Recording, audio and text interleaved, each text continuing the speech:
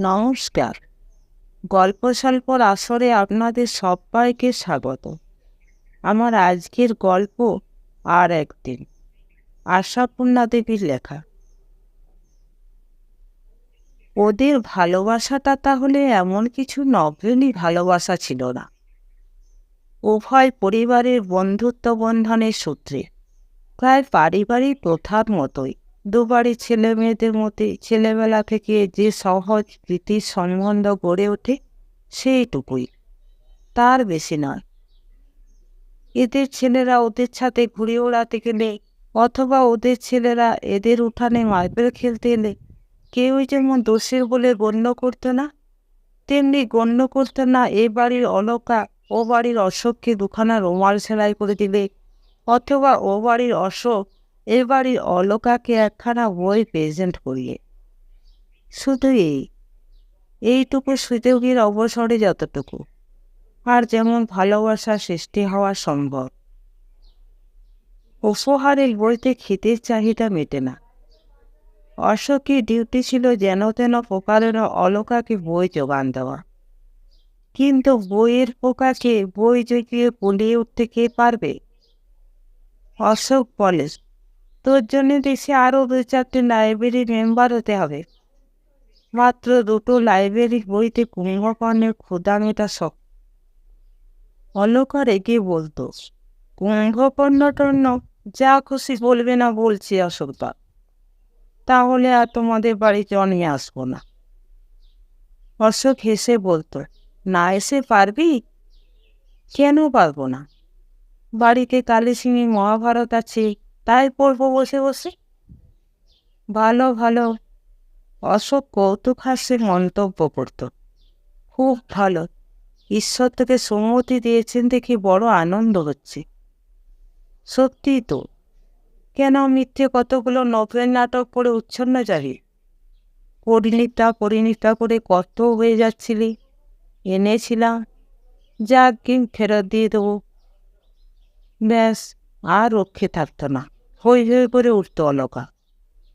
ও মা গো, কি সাংঘাতিক ছেলে তুমি অশোকদা, এনে লুকিয়ে রেখেছ বলে বাড়াবাড়ি রকমে কাড়াকাড়ি শুরু করে দিত একেবারে।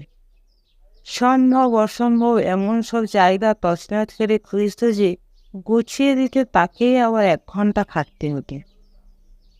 এসব ঘটনা যে অভিভাবকদের অসাক্ষাতেই ঘটতে এমনও নয়, কারণ তারা এতে কৌতুক উপভোগ করা ছাড়া সন্দেহের কিছু দেখতেন না। অবশ্যই অসাক্ষাতেও যে একেবারে কিছুই ঘটানো হতো না তা নয়।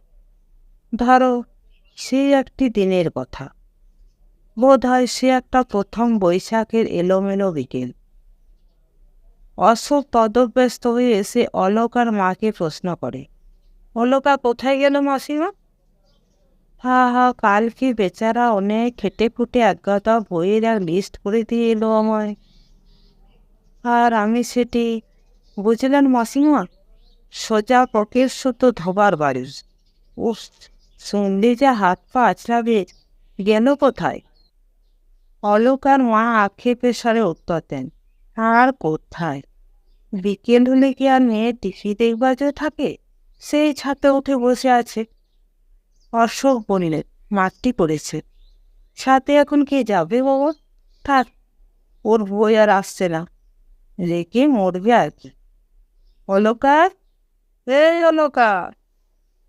বলা বাহুল্য, অলকার কান অবধি পৌঁছায় না সেটা। অশোক বলে, তা এ সময় ছাতে উঠে বসে থাকবারও দরকারটাই বা কি? এই রান্না টান্না তরকারি কোটা সব আপনাকে তা করতে হয় তো? কাজ টাজ কিছু শেখান মেয়েকে? কাজ করবে অলকা, তাহলে হয়েছে। সে সম্ভাবনাকে নস্যাৎ করে দিয়ে মেয়েকে ডাকাডাকি করেন অলকার মা। ও মুখ পড়া মেয়ে, নাম না ছাদ থেকে। এই অশোক এসে দাঁড়িয়ে রয়েছে, কি মিষ্টি ফিষ্টি দিয়ে যাবি যা না। অলকা, কালা হয়ে বসে আছিস নাকি? অশোক বলে, হা, ওরও দোষ নেই মাসিমা। ছেলে 35-40 বইয়ের নাম লিখে দিয়ে দিব্যি নিশ্চিন্তি আছে, মনে জানে আসতে যা দেরি, দিনে দুখানা করে বই গেলে যে কি করে। অলকার মা বলেন, যোগান পেলে আর গিলবে না কেন? তোকে যেমন ভূতে পেয়েছি বাবা। বলি, ও অলকা, তোর ছাদে উঠে টঙ্গে উঠে নিশ্চিন্তে বসে থাকা বের করছি আমি। অশোক বলে, আপনারও ক্ষীণ কণ্ঠ তিনতলা অবধি পৌঁছবে না মাসিমা, বৃথা চেষ্টা। বিনুনি ধরে হিড় করে টেনে না আনলে আর নামানো যাবে না। বিনুনি ধরে টানবার জন্যে উঠতে হয় ওকে ছাতে। অলকা অপ্রত্যাশিত খুশিতে চমকে গিয়ে বলে, ও মা, এ কি, তুমি হঠাৎ ছাতে যে? কি করব? অশোক গম্ভীরভাবে বলে, আমাকে যে ভূতে পেয়েছে। ও আবার কি কথা? অলকা বলে, যা তা বলছে কেন? মাসিমা তো তাই বললেন। ঠিক বলেছেন, বুদ্ধি আছে, দৃষ্টি আছে, তাই বলেছেন। তবে হিসেবে একটু ভুল করে ফেলেছে। ভূত নয়, পেতনি। যা, বলে চঞ্চল হয়ে উঠে দাঁড়ায় অলকা। এই নিতান্ত সভয় সামান্য পরিহাসও কেমন যেন ভয় ভয় করে ওর। অশোকের মুখের কথার সঙ্গে চোখও যে কথা কইতে চাইছে। চোখের ভাষা যে বড় হয়, ও সামান্যকে একদণ্ডে অসামান্য করে তুলতে পারে, তাই না? চোখকে এড়াতে অকারণে এত মুখের কথা সৃষ্টি করা কথাই হচ্ছে আশ্রয়। তা ভয় অশোকেরও ছিল বই কি। তা নইলে এমন বলি বলি চোখ কিছু না বলেই থেমে থাকে। ছাতে মাদুর পেতে বসে, আর কিছু নয়, বই পড়ছিল অলকা। হঠাৎ উঠে দাঁড়াতে কোল থেকে পড়ে গেল বইটা। রবীন্দ্রনাথের চয়নিকা। কি কি পড়া হচ্ছিল কি? ইস কাব্যি। পড়ে নিয়ে মাঝখান থেকে একটা কবিতা খুলে ধরে অবজ্ঞার সুরে বলে, পড়লেই হয় না শুধু বোকার মতো, মানে বুঝতে পারিস কিছু? কেন পারবো না? খুব পারি। ভগবান একা তোমাকে সব বুদ্ধিগুলো দিয়ে দিয়েছেন নাকি? আমার তো তাই ধারণা। পারিস যদি তো পড় এটা। পড়ে মানে বল, দেখি কেমন বোধ শক্তি। খোলা পাতাটার দিকে চেয়ে অলকার মুখটা লাল হয়ে ওঠে। কথা বলার শক্তি বড় বিশেষ থাকে না। কই, কি হলো? পড়তে পারলি না? সত্যি কি পণ্ডিত? পড়তে পারে না আবার মানে বোঝার গুমর। দিনের দুখানা বই শেষ করার রহস্য এবার বুঝেছি। শুধু চোখ বোলাস, এই তো। শুনবি তবে? শোন, মানে বুঝিয়ে দিচ্ছি। কবি বলেছেন, তোমারই যেন ভালোবাসিয়াছি শতরূপে শতবার, যুগে যুগে অনিবার চিরকাল ধরে। শেষ পর্যন্ত মানে বুঝবার জন্য দাঁড়িয়ে শোনার সাহস অলকানন্দ তো ছিল না। বেচারা 14 বছরে অলকা ছুটে পালিয়ে গেল নিচে। না, 14 বছরের নায়িকা শুনে হাসবার কিছু নেই। ঘটনাটা এই যুগের নয়, সে যুগের। তখনও 13 বছরের ললিতা সগৌরবে আঁচলে চাবির গোছা বেঁধে পাঠকের চিত্ত জয় করে বেড়াচ্ছি। অবশ্যই এমন সুযোগ সুবিধে বড় বেশি পাওয়া যেত না। এ জীবনে দুজনের মিলন না হলে জীবন মিথ্যে হয়ে যাবে, এমন আজগুবি কথা দুজনের একজনও ভাবেনি কোনোদিন। দুজনে দুজনের বিরহে সারা জীবন ব্যর্থ দীর্ঘ নিঃশ্বাস ফেলছে, এমন ডাহা মিছে কথা গল্প লেখকেরও লিখতে বাঁধবে। আসল ঘটনা এই, তারপর থেকে ওদের আর দেখাই হয়নি। সংসারে জটিল ঘটনাচক্রে বিচ্ছিন্ন হয়ে যাওয়া একটি 14 বছরের মেয়ে আর একটি 18 বছরের ছেলে নিজেদের চেষ্টায় আর কখনো মুখোমুখি হতে পারেনি। দুটো বাড়ির একই বাড়িওয়ালা বাড়ি দুখানাকে ইমপ্রুভমেন্ট ট্রাস্টের কবলে ফেলে দিয়েছিল মোটা টাকার মূল্য ধরে নিয়ে। দুই ভাড়াটে ছিটকে চলে গিয়েছিল শহরের সম্পূর্ণ দুই প্রান্তে। অশোকের খবর আর রাখি না, অলকাকে জানি। ওর বাবা উঠে এসেছিলেন খিদিরপুরের ডকের কাছাকাছি একটা ছোট্ট বাড়িতে। সেখানে এসে কপাল খুলে গেল ভদ্রলোকের। জলের তরে নাকি কিনে ফেললেন এক জলে ডোবা জাহাজ। শেষ পর্যন্ত জলেই জল বাঁধল। বাড়ি করলেন, গাড়ি করলেন, মেয়ের ঘটা করে বিয়ে দিলেন।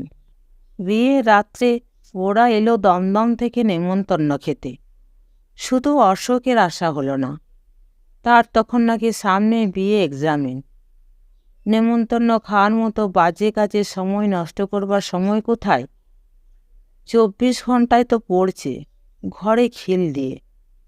বিয়ের দিন নিশ্চয়ই অশোকদার সঙ্গে দেখা হবে, এমনি একটা সবুজ আশার আলোয় মনের আকাশ উজ্জ্বল হয়েছিল অলকার।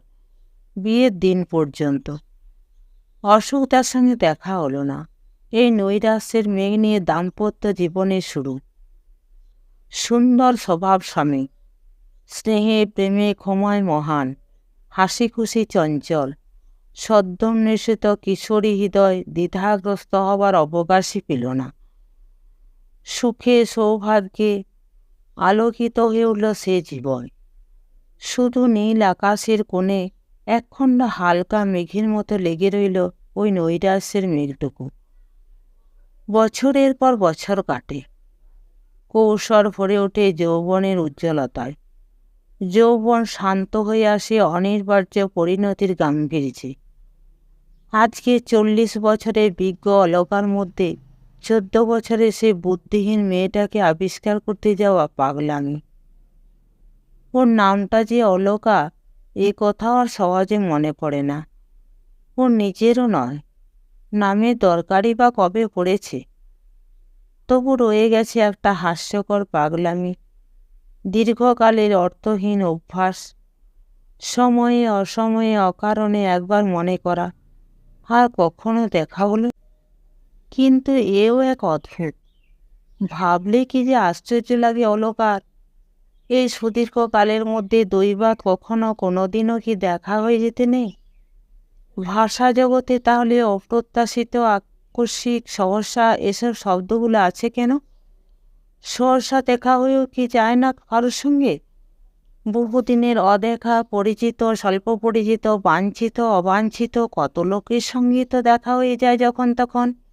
পথে ঘাটে, ট্রামে, বাসে, সিনেমায়, বারোয়ারি তোলায়, দোকানে, স্টেশনে, দেশে বিদেশে। শুধু সেই লোকটা এত দুর্লভ, কোথাও তার ছায়া মাত্র চোখে পড়ল না এতদিন 26 বছরের মধ্যে। আর সব থেকে আরও অদ্ভুত যে একই শহরে বাস করে আসছে দুজনে। হয়তো ঠিকানা জোগাড় করাও খুব শক্ত নয়। ঠিকানা জোগাড় করে যে কোনো দিন আচমকা গিয়ে পড়া যায় অশোকের বাড়ি। বলা যায়, কী গো অশোকদা, একেবারে যে ভুলেই গেলে? ক্ষতি কী? সত্যি তো, ক্ষতি কী? গেলেই হয়। অশোকের বউ তোমাকে ধরে মারবে না নিশ্চয়? এই অভিমতটা অলকার স্বামী দেবেশের। অলকার অশোক ঘটিত হৃদয় দৌর্বল্যের খবর তার অজানা নয়। কম বয়সে একদা অতি বিশ্বস্ততার ছেলেমানুষি মোহে স্বামীর কাছে গল্প করেছিল অলকা প্রথম প্রেমের রঙিন কাহিনী। আক্ষেপ করেছিল, আশ্চর্য, আর কখনো দেখা হলো না। এখনো মাঝে মাঝে কথা উঠলেই বলে, যাই বলো বাবু, আর একবার দেখা হওয়ার ইচ্ছে আমার এখনও খুব আছে। তা কথাটা উঠেই যখন তখন। কৌতুকপ্রিয় দেবেশ ইচ্ছে করে ওঠায় অলকাকে রাগাতে। অশোকদা নামটা দেবেশের কাছে যেন প্রচলিত প্রবাদ, বরাবর চলে আসছে। কখনো জানলায় কি বারান্দায় একটু বেশিক্ষণ যদি দাঁড়িয়ে থাকতে দেখলে অলকাকে, অমনি বলবে, কি গো, রাস্তায় অশোকদা নাকি? বাতায়ন পানে দু আঁখি তুলিয়া। অলকা রাগ দেখিয়ে উত্তর দেয়, হ্যাঁ তাই তো, রোজ এই সময়ে সে এসে ঠায় রোদ্দুরে ফুটপাতে দাঁড়িয়ে থাকেছে, তাই বিগলিত করুণায় একবার করে দর্শন দিই। পথে ঘাটে, বাসে, ট্রামে, যেখানে সেখানে অলকাকে খেপানো এক মজা দেবেশের। কথায় অবশ্যই এঁটে উঠতে পারে না অলকাকে, তবু বলতে ছাড়ে না। ওদের এই স্বচ্ছন্দ দাম্পত্য জীবনের মধ্যে অশোকের একটা স্থান আছে, বিশিষ্টও নয়, অপরিহার্যও নয়, তবু আছে। ভাতের সঙ্গে থালার আদা নুনের মতো, পানের সঙ্গে ডিবের কানা চুরের মতো। আছে শুধু আলো ফলে যেন স্বাদ আর একটু আস্বাদ দিতে। যতটুকু প্রয়োজন তার বেশি খানিকটা ব্যবহার করে ফেলবার মতো স্পষ্টভাবে নেই। হয়তো ট্রামে চেপে যাচ্ছে অলকা আলিপুরে ননদের বাড়ি বেড়াতে, হয়তো ওদিকে গাড়ির ভিড় একটু পাতলা হয়ে গেছে। দেবেশ হঠাৎ নিম্ন স্বরে বলে বসে, দেখো দেখো, ও পাশের ভদ্রলোকটি তোমার অসৌদা নয় তো? সেই থেকে দেখছি হাঁ করে তাকিয়ে আছে তোমার দিকে। অলকা চমকে তাকায়। বুকের মধ্যে ছলাৎ করে ওঠে একটা আশার ঢের। তারপর মুখ ফিরিয়ে নিয়ে ভ্রু কুচকে বলে, কথাবার্তায় একটু সভ্য হতে শেখো দেখি। বেশ, মজা মন্দ নয়। আমি হলাম অসভ্য, আর ওই ব্যক্তিটি যে সেই স্টক তোমার মুখ থেকে চোখ ফেরাতে পারছে না, তার কি? আমি ভাবলাম হয়তো বা তোমার সে। তা নইলে কেন এমন করে চেয়ে থাকবে? অলকা হাসি চাপা মুখ গম্ভীর করে বলে, আমি পথে বেরোলে হাঁ করে চেয়ে থাকা ছাড়া উপায় থাকে না যে লোকের। সভ্যতারা বজায় রাখে কি করে? তা বলে আমার সে অমন নয়। এতদিনে যে সে কি হয়ে উঠেছে জানো তুমি? থামো তুমি, মেলা বকবক করো না। লোকটা তাকাচ্ছে। 12 তলায় কি কোনো কিছুর মেলায় হয়তো ভিড়ের ঠেলায় একটু চোখ ছাড়া হয়ে গেছে অলকা। দেবেশ এগিয়ে গেছে সামনে, নয়তো পড়ে আছে পিছনে। দুজনেই খুঁজছে দুজনকে। দেখা হতে দেবেশ স্বচ্ছন্দে বলে বসল, উফ, রক্ষে পায়। ভাবলাম হয়তো বা মেলার ভিড়ে হঠাৎ হারানো প্রথম প্রেমটাকে খুঁজে পেয়ে আমাকে ভুলে শটকালে তার সঙ্গে। অলকা উত্তর দেয়, চমৎকার, কল্পনা শক্তি কি প্রখর। আমার প্রথম প্রেমকে আমি যদি বা ভুলে নিশ্চিন্তে থাকি, তুমি আর ভুলতে পারলে না দেখছি। কি করে পারবো? দেবেশ কপর দীর্ঘশ্বাস ফেলে। মনের মধ্যে যে কাঁটা বিঁধেই আছে। বিঁধে নেই বলেই হয়তো বলতে পারে, থাকলে পারত না। নিজের থেকে বছর আজ থেকে ছোট, চিরদিন অনুপস্থিত একটা ছেলেকে নিজের প্রতিদ্বন্দ্বী ভাববে, এমন পাগল দেবেশ নয়, পাগল অলকাও নয়। তবু সত্যি কি অলকা মেলার ভিড়ে হাজারখানা মুখের দিকে দৃষ্টি ফেলে ফেলে দেখে না? পথ চলতে থমকে দাঁড়ায় না?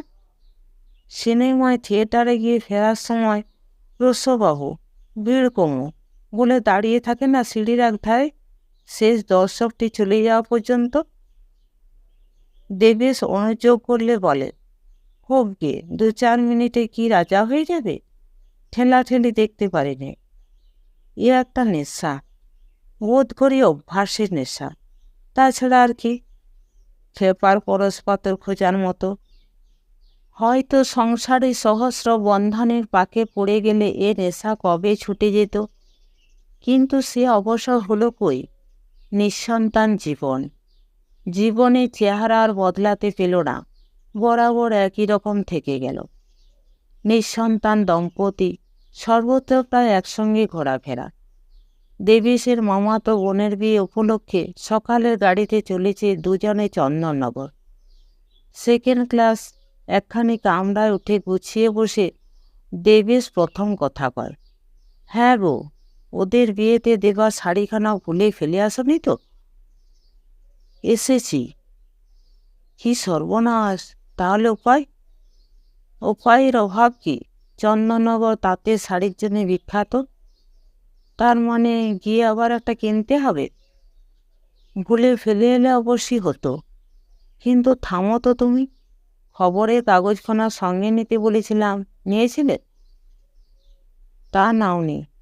জানতাম আগেই, যত ভুল সব আমিই করি যে। নব দম্পতি নয় যে কেউ ওদের কথোপকথনে কর্ণপাত করবে। সম্পর্ক সম্বন্ধে সন্দেহের অবকাশ মাত্র নেই যে কেউ কৌতূহল দৃষ্টি ফেলবে। তাকিয়ে দেখেও না কেউ।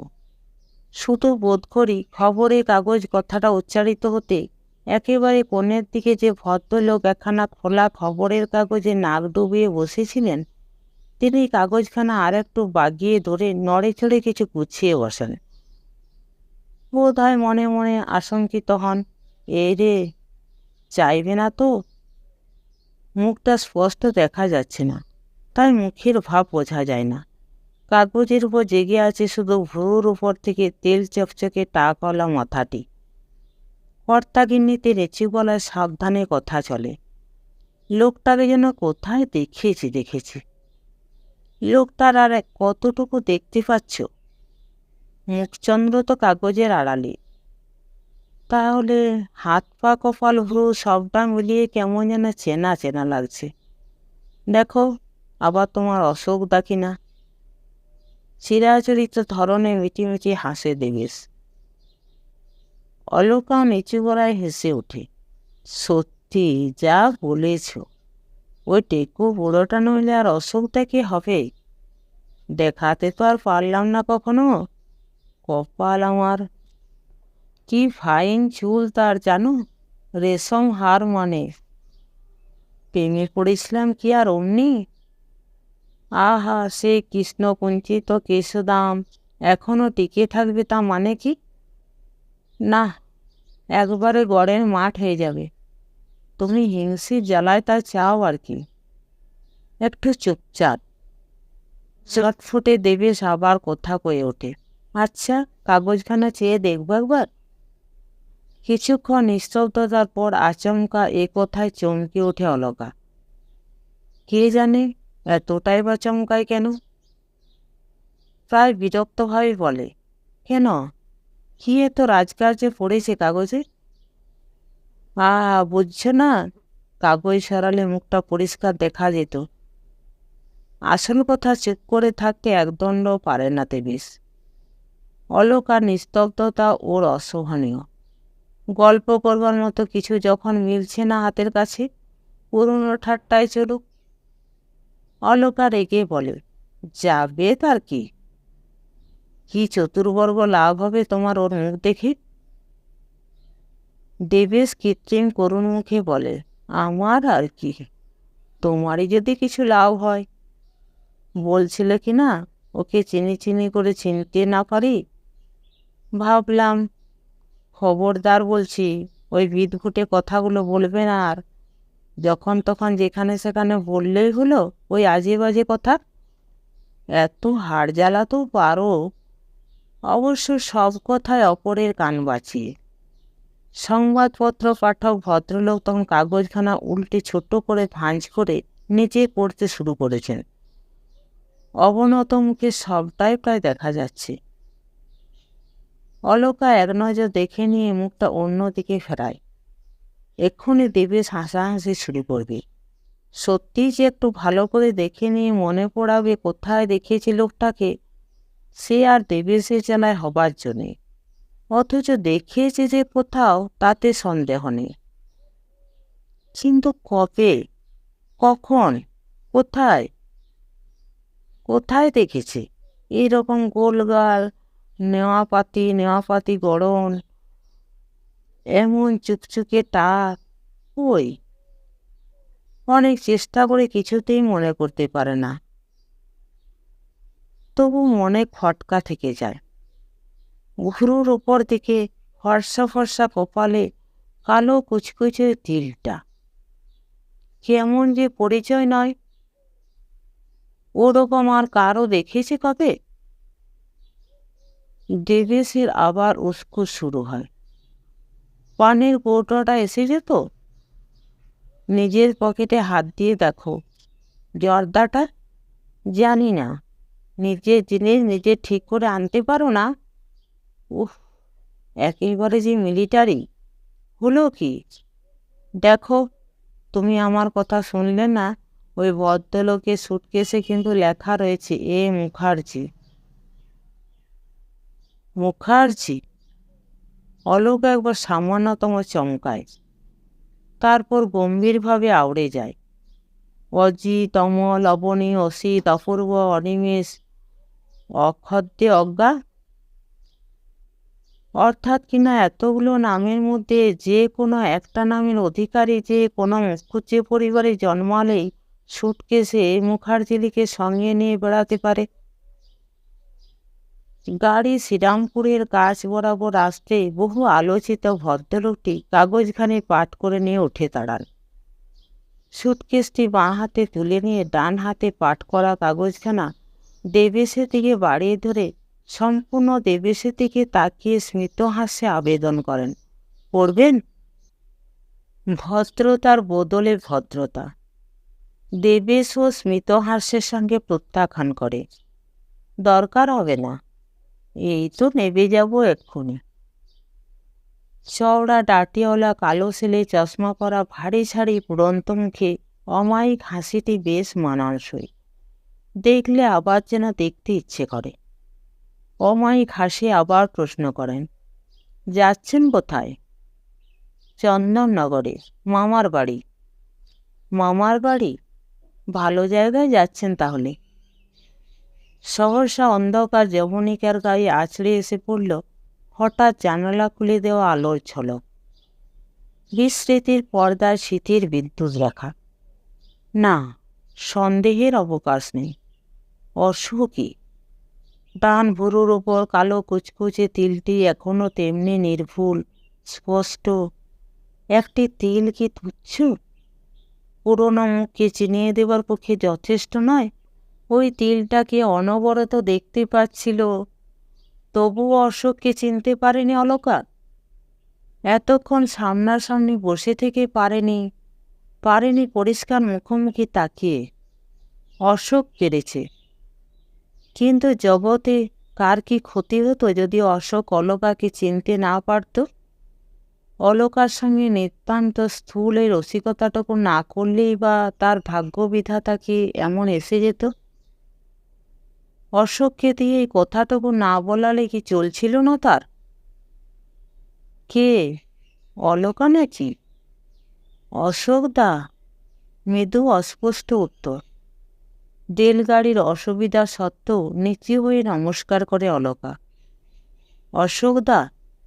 দেবেশ চোখ বড় করে বলে, হ্যাঁ, সত্যি তাহলে আপনি সেই বিখ্যাত অশোকদা? বিখ্যাত নাকি? কি ব্যাপার? বিলক্ষণ। আপনাকে নিয়ে তো আমাদের।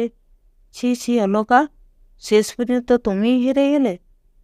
বুঝলেন মশাই, আপনার বাল্যবান্ধবী এতক্ষণ আমার সঙ্গে তর্ক করছিলেন। অশোকদার কখনো অত টাক হতে পারে না। আমার কিন্তু প্রথম থেকে সন্দেহ হচ্ছিল। তাই নাকি? হা হা করে হেসে ওঠেন ভদ্রলোক। আপনি তো আমাকে দেখেননি। দেবেশ অভ্যস্ত রসিকতার ভঙ্গিতে বলতে যাচ্ছিল, দেখিনি, শুধু বাঁশি শুনেছি। কিন্তু বলা হলো না। গাড়ির বাঁশি বেজে উঠল। ট্রেন শ্রীরামপুর স্টেশনে ইন করেছে। মাত্র 1 মিনিটের স্টপেজ। গাড়ি থামার সঙ্গে সঙ্গে ভদ্রলোক নড়ে ওঠেন। তাড়াতাড়ি 2 হাত জোড় করে বলেন, নমস্কার। এসে গেল আমার গন্তব্যস্থল। আপনার সঙ্গে দেখা হয়ে খুব খুশি হলাম। অলকা, চললাম তাহলে। অনেক দিন পরে দেখা হলো, কি বলো? নেমে গেলেন ভদ্রলোক তাড়াতাড়ি করে। সঙ্গে সঙ্গে গাড়ি চলতে শুরু করলো। আর সেই চলার সঙ্গে সঙ্গে মুহূর্তে স্তব্ধ হয়ে গেল একটি মধুর বেদনাময় সঙ্গীত। থেমে গেল একটি সুর। অভিনয়ের পেছনে আবহ সঙ্গীতের মতো অলকা জীবনের নেপথ্যে ঝঙ্কৃত যে অনাহত মৃদু সুরটি তার সমগ্র জীবনকে গেঁথে রেখেছিল একটি সুষমার ছন্দে, চিরদিনের মতো থেমে গেল সে সুর, ভেঙে গেল সে ছন্দ। না, সে সুর আর বাজবে না, সে ছন্দ আর ফিরে আসবে না। আর একবার দেখা হলো না বলে নিঃশ্বাস ফেলবার মধুর সুরটুকু গেল ফুরিয়ে। হয়তো আর একদিন দেখা হবে, এই আবেশময় আশাটুকুর হলো সমাধি। হায়, কি প্রয়োজন ছিল আর একবার দেখা হবার? কি ক্ষতি ছিল আর একদিন দেখা না হলে? তবু মনের ভিতরটা কেউ কারো দেখতে পায় না এই রক্ষা।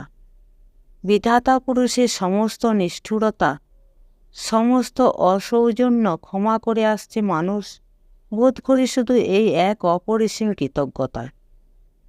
মনের ভিতরের খবরটা মানুষের নিজের হাতের মুঠোয়। তাই হাত বাড়িয়ে দেবেশের ওপাশ থেকে পানের কৌটোটা তুলে নিয়ে একটা পান বার করতে করতে অলকা বলে, ওই ফুড়ি আর ওই টাক, ছি ছি, চিনতে পারিনি বলে খুব তো লজ্জা দিলে। চিনবার কোনো উপায় রেখেছে? তা কি জানি, দেবেশ হাসে। আমি তো আর আগে দেখিনি। ও কি পানটা ছিঁড়ছ যে ছেলে মানুষের মতো? খাবে না? না, শুকিয়ে গেছে।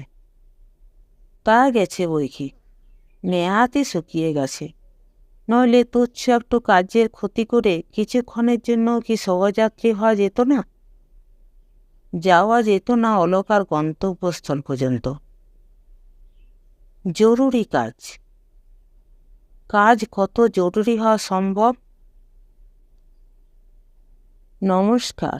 গল্প এবং গল্প পাঠ ভালো লেগে থাকলে চ্যানেলটিকে লাইক, শেয়ার এবং সাবস্ক্রাইব করতে ভুলবেন না। আপনাদের মূল্যবান মতামত অবশ্যই লিখে জানাবেন।